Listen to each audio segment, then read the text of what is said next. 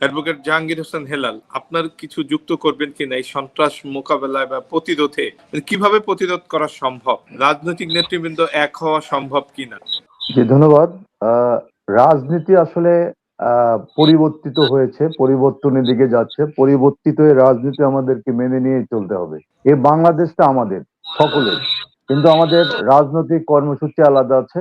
আমাদের ভিন্ন ধরনের নিজেদের এজেন্ডা থাকবে, কিন্তু দিন শেষে বাংলাদেশটা আমাদের। এই বাংলাদেশকে আমাদের পরিচ্ছন্নভাবে গড়ে তোলা, সুন্দরভাবে এগিয়ে নিয়ে যাওয়া, সুশাসনের বাংলাদেশ করা, ইনসাফের বাংলাদেশ করা। আমরা এই রাজনীতির মধ্যেই আবর্তিত হব আগামীতে, সেটা একটা প্রত্যাশা থাকলো। তো বাংলাদেশ যেমন আমাদের, ঠিক তেমনি ভাবে এই খুলনা শহর নিয়ে শুরু করে খুলনার এই অঞ্চল, এই জেলা, জেলা সহ আশেপাশের অঞ্চলও, এই অঞ্চলটাও আমাদের। যখন খুলনা নিয়ে কোনো কথা হয় তখন সেটা আমাদের নেগেটিভ কথা হলে আমাদের গায়ে বাজে, আর ভালো কথা হলে আমাদের নিজেদেরও গর্ব হয়। সেই দিক থেকে আমরা এখানে প্রথম যে বিষয়টা এখানে সংযুক্ত করতে চাই, সেটা হলো যে একটা মোটিভেশনাল কিছু কাজ করতে হবে।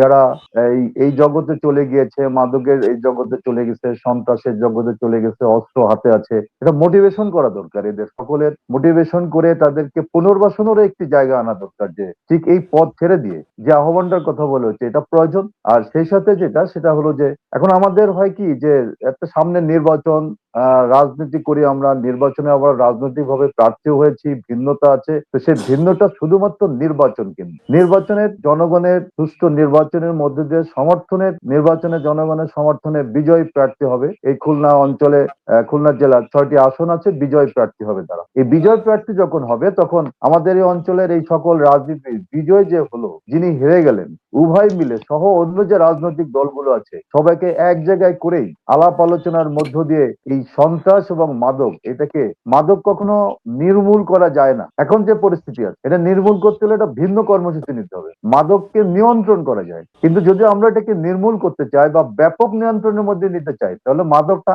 আসতে কোত্থেকে, সেই জায়গাটা আমাদেরকে সেখানে একটা রোধ হওয়া দরকার, প্রতিরোধ হওয়া দরকার। তো এটা ভালো করে আমরা ভালো করে জানি যে এটা আমাদের সীমান্ত থেকে এগুলো আসে, সীমান্তের এই দুর্বলতা গুলো রোধ করতে হবে। এবং সেই জায়গায় যে ভূমিকা, মানে উদ্দেশ্যমূলক ভাবে আমাদের প্রতিবেশীরা এটাকে আমাদের এখানে ওই ঠিক মাদকের একটা বাজার হিসাবে এখানে পাঠাচ্ছে, সেই পাঠানোটা, সেটা আমাদেরকে কূটনৈতিক অবস্থা যেটা আছে সেটা করা দরকার। বাকিটা যে রুট থেকে আসে, সেই রুট থেকে সেটা বন্ধ করার উদ্যোগ আমাদের কিনতে হবে সম্মিলিত ভাবে, ঠিক তখন ওটা কমবে। এবং সেই সাথে অস্ত্রের বিষয়টাও একই। তো আমরা যখন সবাই সম্মিলিত ভাবে, আমরা যখন খুলনা আমাদের, এই প্রশ্ন যখন হবে, তখন সকল রাজনৈতিক দলের কর্মসূচি ওটাই হবে যে খুলনা আমাদের, খুলনাকে নিরাপদ করা, খুলনার আইন শৃঙ্খলার উন্নত করা, এখানে সকল অস্ত্রমুক্ত নতুন প্রজন্ম, তাদেরকে হেফাজত করা, এই যুবক শ্রেণীদেরকে, এই এই যে দেখেন, বাংলাদেশে বেকারত্ব দূর দূর করতে পারলে এটাও বন্ধ হয়ে যাবে। বেকারত্ব থেকেও অনেকে মাদক ব্যবসার দিকে ওখানে চলে যায়। ফলে অনেক নানাবিধ বিষয় আছে, এগুলো নিয়ে যখন আমরা কাজ করতে পারবো,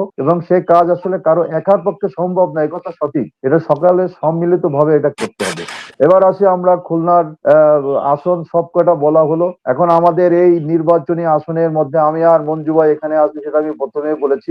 মঞ্জু ভাই এই খুলনা শহরে দীর্ঘদিন রাজনীতি করেন, পরিচ্ছন্ন রাজনীতিবিদ, আমার সিনিয়র, তিনি আমার অগ্রজ, আমি তার অনুজ। আগামীতে আমরা খুলনা শহরকে, এখানে আমাদের 2 নম্বর আসন আছে এই শহরের সিটির মধ্যে, আর একটা 3 নম্বর আসন আছে। সবাই মিলে যদি আমরা উদ্যোগ নেই, এই শহরকে আমরা সেটাকে পরিচ্ছন্ন করতে পারবো। কে জিতলো কে হারলো সেটা বিষয় না, যখন বিজয় যারা হবেন তারা যখন আমাদেরকে আমন্ত্রণ জানাবেন, আমরা সেখানে বসে আগামীতে সুন্দর, পরিচ্ছন্ন, সন্ত্রাস মুক্ত, মাদক মুক্ত একটি খুলনা গড়ে তোলার জন্য আমরা সেখানে সম্মিলিতভাবে কাজ করব। সে অঙ্গীকার আমরা আজকে এখানে এর ভিতর থেকে আমরা করতে